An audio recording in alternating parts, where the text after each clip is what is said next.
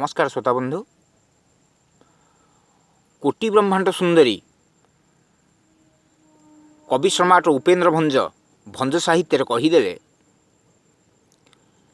शुण हे साधव माधव शेषे झिलिका कही,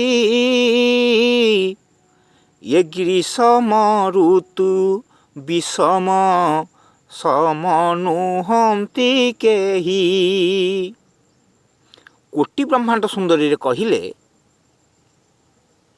ये ग्रीष्म ऋतुटी एते विषम समस्या देखा जाउची, एते कष्टदायक, एते मनुष्य उपर को एते कष्टदायक, एते गरम, एते प्रबल प्रबल खरा, ये ऋतुटी कौनसी ऋतु सहित समान हेब नाही। तापर कौन कहले,